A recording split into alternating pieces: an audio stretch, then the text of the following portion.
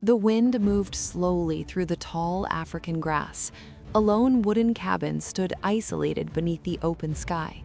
The woman stepped outside, unaware she was already being watched. She paused. Something felt wrong. The air grew heavier. Insects fell silent.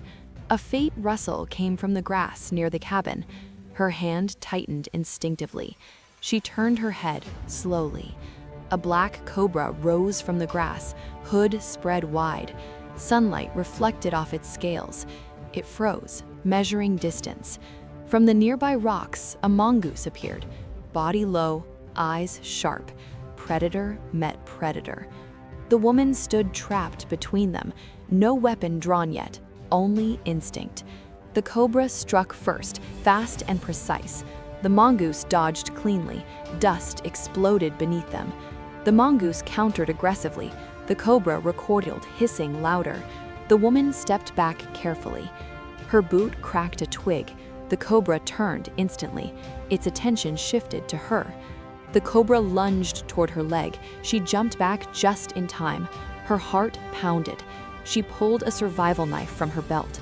Steel caught the light. No hesitation now. The mongoose attacked again, biting, retreating. Chaos built. No one controlled the fight. The cobra whipped around wildly. It struck near her boot, missed by inches. Fear became focus. She slashed the ground to keep distance. Not an attack, a warning. The cobra paused. The mongoose circled, waiting for weakness. The woman breathed heavily, sweat mixed with dust. The cobra charged her directly. She blocked instinctively with the knife. Metal met scales. The impact knocked her backward. She fell but rolled fast, never dropped the knife. The cobra rose again, relentless. The mongoose hesitated. Everything slowed. The woman stepped forward instead of back, a desperate decision, pure survival instinct. She struck defensively toward the cobra's head, enough to stop it, not to kill. The cobra recoiled sharply, its confidence shaken. Pain without gore. The mongoose retreated to a safe distance. The threat reduced. Balance shifted. The woman held her position, knife raised, eyes locked. The cobra made one final feint, then stopped, calculated. Slowly, it turned away, slithered back into the grass. The danger faded. Silence returned to the savanna. Only wind and insects remained. The fight was over. Her hands began to shake. Shock replaced adrenaline. She lowered the knife. She dropped to her knees, breathing hard, alive. The mongoose watched her for a moment, then disappeared into the rocks. Nature moved on. She scanned the grass for more threats. Nothing moved. Peace felt fragile. She stood slowly, testing her strength. No serious injuries. Luck had favored her. She walked back toward the cabin, every step heavy, every sound sharper. At the door, she paused, looked back at the grass. Respect replaced fear. She entered the cabin quietly, closed the door behind her. Safety at last. Inside, she leaned against the wall, knife still in hand, processing what had happened. She cleaned the blade carefully, hands steadier now, a survivor's calm. She sat by the window, watching the wild. The sun lowered in the sky. Another day survived. Outside, the savanna continued unchanged, no memory of the fight. Nature was indifferent. The woman exhaled deeply, alive but humbled. The wild had spoken.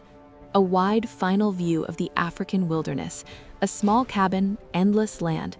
Survival earned, not given. Survival is never loud when it ends. It does not come with applause, victory music, or celebration. It arrives quietly, through breath, through stillness, through the simple fact of being alive. What happened today in the African wilderness was not a battle of strength. It was not about dominance or control. It was about instinct meeting instinct, about a human stepping into nature's rules without protection, without advantage, and without the illusion of safety. The cobra did not attack out of cruelty, the mongoose did not fight out of heroism, and the woman did not survive because she was fearless.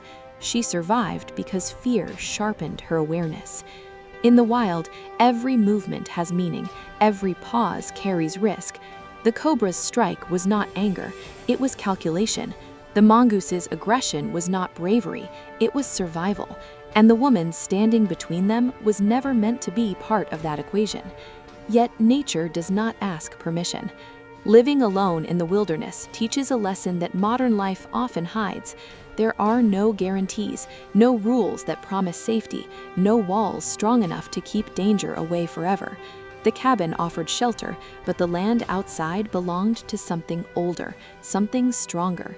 When the cobra rose from the grass, it was not evil, it was ancient, perfectly adapted, efficient, deadly. A reminder that humans are not separate from nature, we are guests. The mongoose, small but fearless, represented another truth. Survival does not always favor size. Speed, timing, and courage often matter more than strength. Caught between them, the woman had seconds to decide who she would be. Running would have triggered the strike. Freezing would have ended the story. Fighting blindly would have sealed her fate. What saved her was control over her breath, her movement, and her fear. The knife in her hand was not power, it was a boundary, a signal that she would not surrender her life easily. In that moment, the wild tested her, not to punish, but to measure. And she passed, not because she won, but because she endured. The cobra retreated because survival is not about pride. The mongoose vanished because the threat was gone. And the savanna returned to silence because nature does not remember individual struggles, it only continues. Inside the cabin, the world felt smaller again, safer. But something had changed. Survival leaves marks deeper than wounds. It leaves awareness, respect, humility. She would sleep that night knowing how close death truly was, knowing that courage is not loud, that survival is not heroic, that winning sometimes means simply standing your ground long enough for danger to decide you are not worth the risk. This is the truth of the wild. It does not care who you are, it only responds to what you do. And today, she chose to live.